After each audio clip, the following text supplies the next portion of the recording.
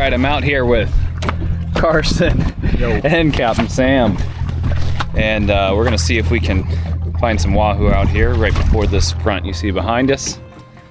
Hopefully we can run into something like that, maybe some African pompano, yellowjack, really anything. But we're shooting for wahoo again, just like the last video. Hope you enjoy. So the goal for the day is to get Carson a wahoo, a nice large one. Oh, let's see if we can do it. As long as I don't get eaten by another shark, I'll be happy. Let's see if we can do it. The goal today is to get Carson a large African pompano. 40 pounds plus all of it. Welcome back, everybody. I think you guys will like this episode. I managed to miss 2 really nice wahoo and got it on film. Carson lands some decent fish, and we get caught in a pretty big storm. And yeah, it's pretty entertaining. This episode kind of hurts to rewatch, but anyway, I hope you guys can laugh at my pain a little bit and relive the moments where I whiff it a little bit on those shots. So I hope you guys enjoy.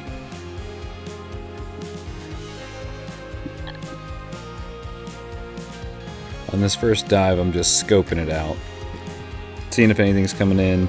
See the flasher kind of floating there. I'm just looking around, scanning, seeing if there's any wahoo or anything, looking all around the water column. And you'll see this amberjack come up to take a look.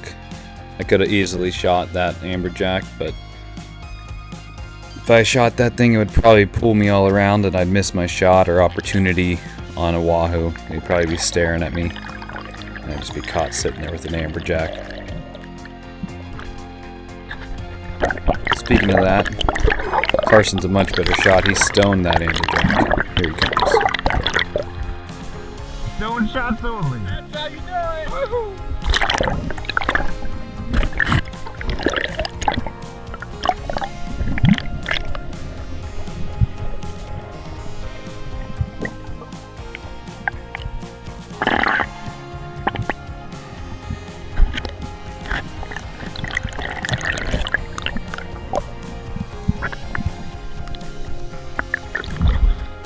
Hold it up.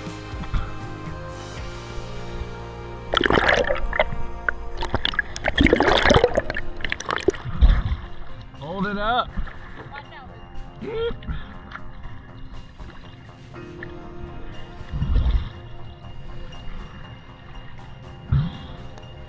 Nice shot.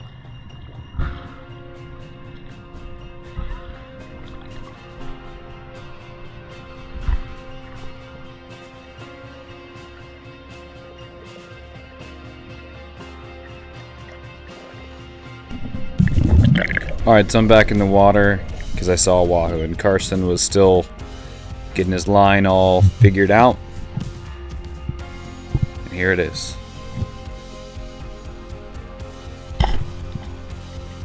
And that one hurt. I totally whiffed it on that. You can see it in slow-mo. The shaft just goes right under. I was plenty close enough. I could have been closer for sure, but I was plenty close enough. If I would have been more patient, got another 5 feet closer, I would have been alright. You can hear me grunting at Carson because that wahoo was right behind him. He's still trying to get his gun loaded in time. And then I'm trying to reload in case it comes back around. It's a bit of a panic there, but hey, sometimes you miss. So we're back in the boat, resetting the drift. Going back up current.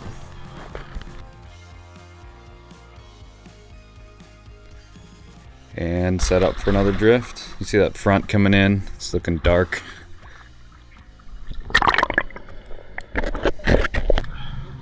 So we did that drift, nothing on that drift. You can see the front again coming in a little stronger. Big dogfish. Yeah. And we're back in the water.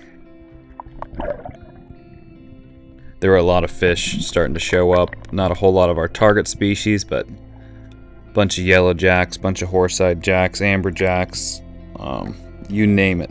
Blue runners, rainbow runners, anything you could think of. Besides, we were really looking for wahoo, and just that one came through at the moment. And right now I'm down on my dive.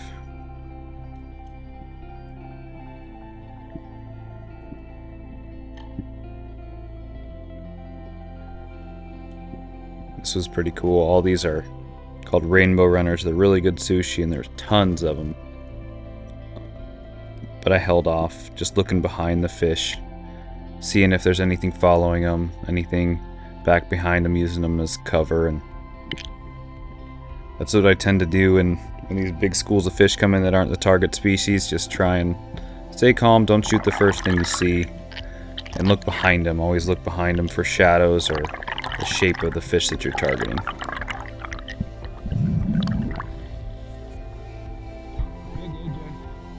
You still see that front on the horizon.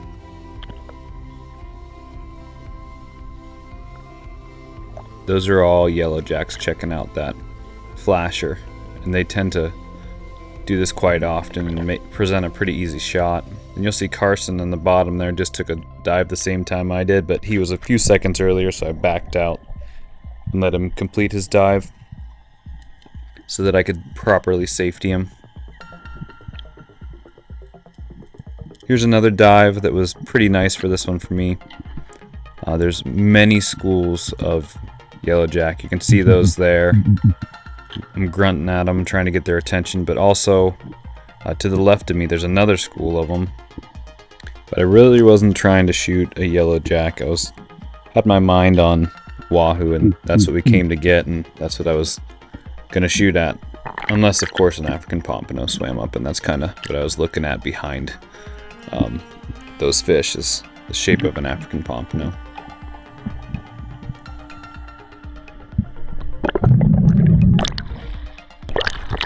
Alright, so you can see this front is really starting to move in. We're getting 20 plus knot winds, and Carson took that next dive, got in that school of yellowjacks and shot one.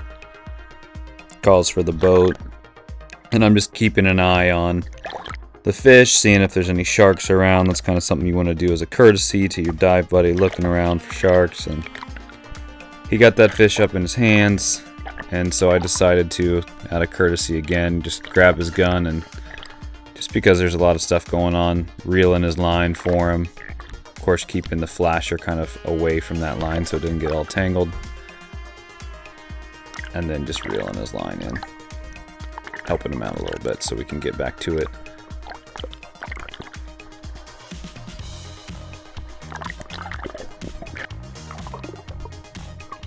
You can see that yellowjack here. It's a good size one. So we get back in the boat to assess and see what's going on with the weather. Since it picked up, you can see the flasher coming in. And see if we got time for one more drift, which you almost always say, just one more, as long as you can, and I tend to push it sometimes, so especially when it's something as exciting as wahoo season. There was like 5 kings following up that flasher. There was what? Like 5 kings following up the flasher.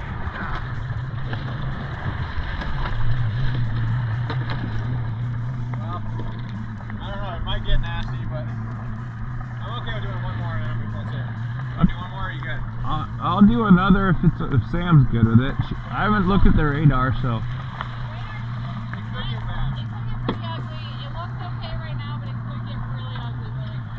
What color is it? Red? Red in color. I think we have a little pocket there. I think we have enough for one more drift, and then it's like, alright, haul ass. Because you can see it coming. There's so many fish. Alright, so I was pretty happy we took one last go at it. I'm chasing this wahoo right here very slowly. It was only 8 feet underwater. Just trying to get close enough, and I had a pretty good shot on him. And you'll see I look back as I see a long skinny fish, which ended up being a kingfish. And I should have placed the shot right about there. But then I looked back to see if there's another wahoo that would give me a better shot, and it ended up being that king. So I took a kind of a quartering away shot. It would have been a little bit of a farther shot, but I shouldn't have missed it. It was such a big fish. That fish was so tall, it was so fat, it had some good shoulders on it. Here's my next dive. You can see the school of yellowjack here a little better. There were a bunch of schools of fish on this dive. Really nice yellowjack. There's that one school. There's 3 schools on this dive, and you look to the left, there's another school. And then there's a school of horse-eyed jacks behind them, which you'll see here in a minute. Way down, if you look past them, on the right a little bit, right where I'm looking now. And then, of course, the wreck is right there. But you're always looking behind and around those fish for the shape of a different fish that you're looking for. And then when you're on your way up, I tend to do a spin like this just so if I got good visibility like I did today, if there's a wahoo up there, I'll be able to see it, point for Carson on the way up, so when I take my 2 breaths, he can come on down and shoot it. And you can see that front here is coming in thick. So after this, we hop back in the boat. And it picked up pretty good.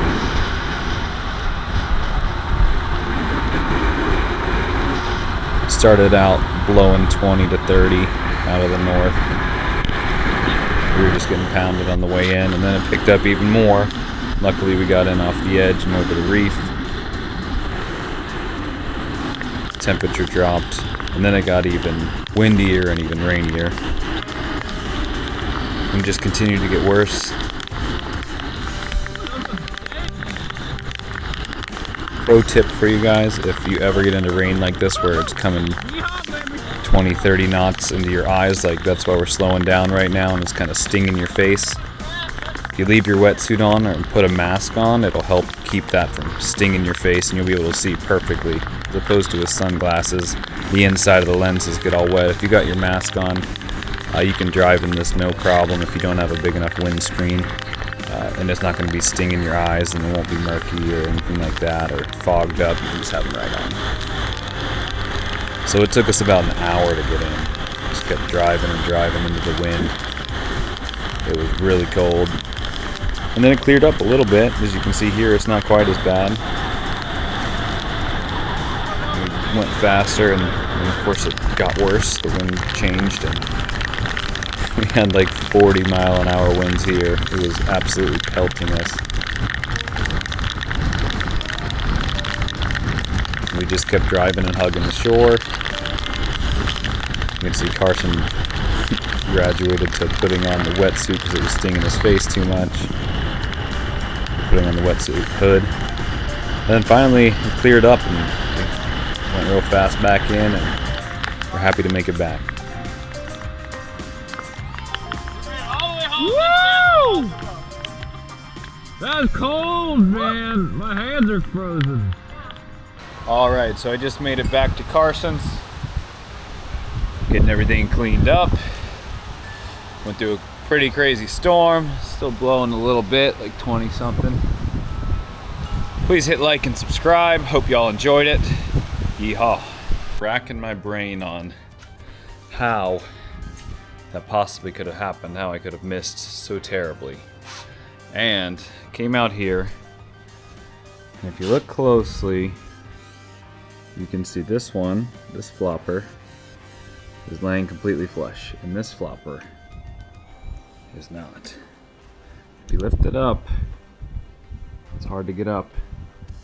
You can see there's still remnants from that last wahoo. Meat stuck up in this flopper, keeping it from closing all the way. But if I push it hard enough, it closes all the way and it doesn't want to open because it's all stuck under there. So learn from my pain and make sure you double check your floppers every time. Make sure your shaft is straight. Make sure if it's sticking like this one is and doesn't want to open, that you check under here, or else you might find yourself missing a massive wahoo. Anyway, y'all, thanks for tuning in. Hit like, hit subscribe. Till next time, yeehaw.